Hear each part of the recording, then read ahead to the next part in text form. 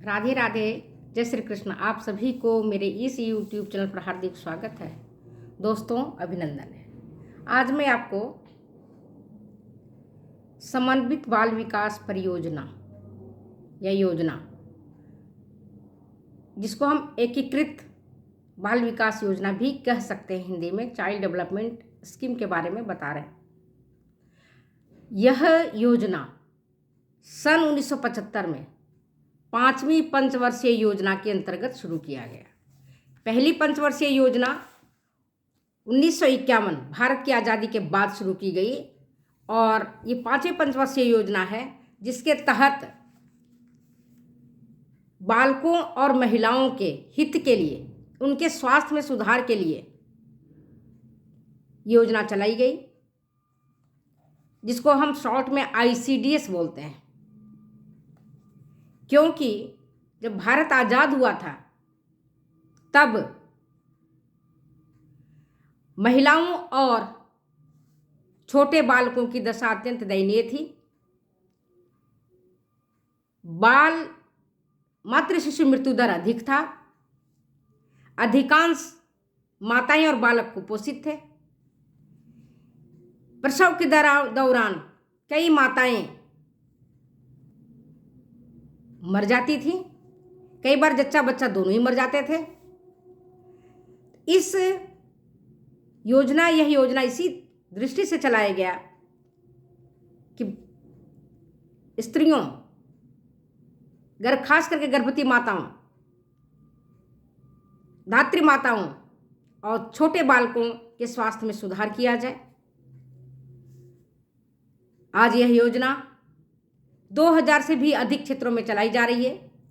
पहले इस योजना के अंतर्गत 33 खंड ही चुने गए थे और निप्सिड इस योजना के संचालन में पूरा सहयोग कर रहा है। इसका मुख्य उद्देश्य क्या है? इसके मुख्य उद्देश्य हैं 6 उद्देश्य में पहला है 0 से 6 वर्ष के बालकों के स्वास्थ्य स्तर में सुधार लाना। पहले क्या होता था, जन्म के प्रथम वर्षगांठ बच्चे नहीं मना पाते थे और काफ़ी बच्चों की मृत्यु हो जाती थी। यहाँ तक कि 30 to 40% बच्चों की डेथ हो जाती थी। 0 से 5 वर्ष के बालक, उनकी भी मृत्यु ज़्यादा होती थी।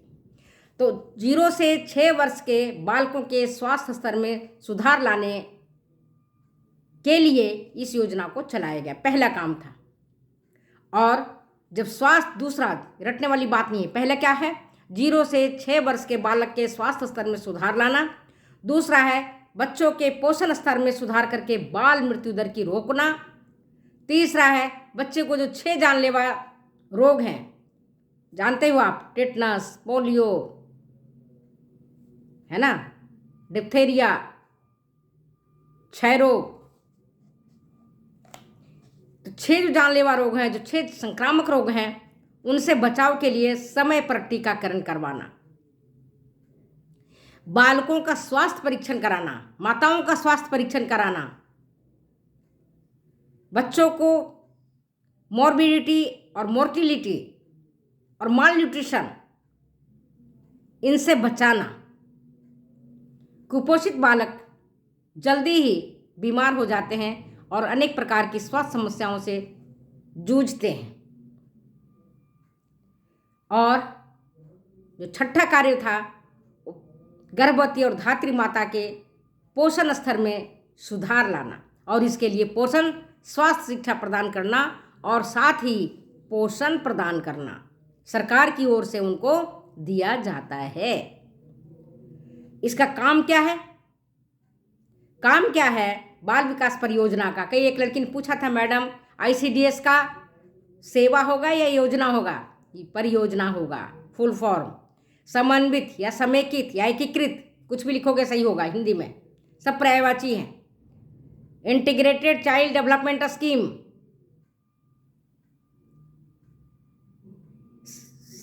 समेकित बोल सकते हो उसको, समन्वित बोल सकते हो उसे, एकीकृत बोल सकते हो उसे। इंटीग्रेटेड चाइल्ड डेवलपमेंट स्कीम की शुरुआत सबसे पहले मैंने बताया 1975 में, उस समय देश के माननीय प्रधानमंत्री थी श्रीमती इंदिरा गांधी। उन्होंने देखा कि भारत की जो स्थिति है, भारत में जो महिलाओं की स्थिति है, अत्यंत ही दयनीय है। और महिलाएं, खासकर गर्भवती माताएं, उनको पूरा पोषण ना मिलने के कारण उनकी डेथ या तो प्रसव के दौरान या प्रसव के कुछ सप्ताह बाद हो जाता था। मॉर्बिडिटी मोर्टिलिटी रेट अधिक थी, इसको कम करना था। अब देखो कार्य क्या है, जो उद्देश्य है उसी से संबंधित हम एक कार्य देखेंगे। रटने वाली बात नहीं है, रटोगे तो भूल जाओगे। 6 उद्देश्य हैं तो उसका कार्य भी उसी अकॉर्डिंग होना चाहिए। पहला उद्देश्य क्या है? 0 से 6 वर्ष के बालकों के स्वास्थ्य स्तर में सुधार लाना। तो उसके लिए काम क्या करेंगे? केवल हमने किताबों में लिख लिया, किताब हमने परियोजना बना ली, हमने बातें कर ली, इससे तो काम नहीं होगा ना। काम होगा बालकों के स्वास्थ्य स्तर में अगर सुधार लाना है तो उनके लिए टीकाकरण की व्यवस्था करनी होगी, वैक्सीनेशन का इंतजाम करना होगा, माताओं और बालकों को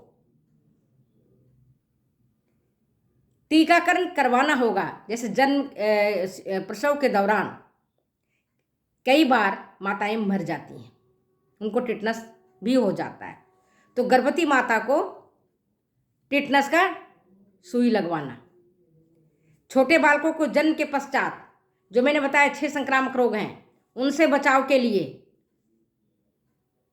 टीकाकरण करना। इसके लिए टीकाकरण शेड्यूल बना करके देना ताकि भूले नहीं। माताओं को हाथ में देना, उनको जागरूक करना कि भाई जन्म के समय टीबी का टीका लगेगा, इसके बाद पोलियो की खुराक पिलाई जाएगी, इसके बाद डीपीटी का टीका लगेगा, कौन सा टीका कब लगेगा, वो सारे चार्ट बने रहते हैं। उस चार्ट को आपको देखिए और वहाँ पर आंगनवाड़ी सेंटर से इसके लिए है, वहाँ चले जाइए और वहाँ पर टीका लगवाइए।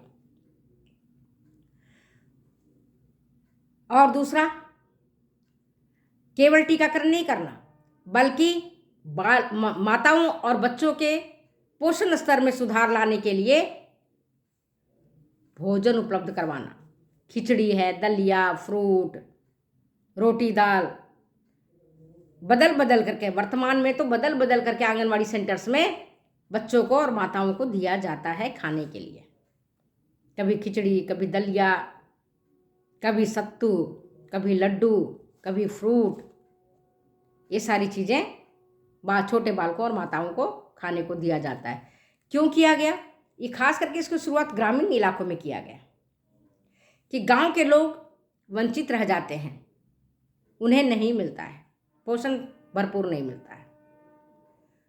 इसको रोकने के लिए, और जो स्लम्स में लोग भी निवास करते हैं, झुग्गी झोपड़ी में निवास करते हैं, उनमें निवास करने वाले गर्भवती और धात्री माताओं को पोषण प्रदान किया जाता है, क्योंकि अमीर घर के माताएं और बच्चे नहीं खाएंगे, आपको पता है। इसके लिए टारगेट ग्रुप, लक्ष्य ग्रुप रखा गया, उनकी पहचान की गई। आंगनवाड़ी कार्यकर्ता जाती हैं घर घर, उनको मोटिवेट करती हैं, उनको आइडेंटिफाई करती हैं कि कौन टारगेट ग्रुप है, किसको हमको इसमें जोड़ना है, कौन गर्भवती माता है, कौन धात्री माता है, उसकी पूरे का पूरा उनके पास पूरा डेटा रहता है। उस डेटा के अकॉर्डिंग वो काम करती हैं। इसके बाद तीसरा क्या काम है?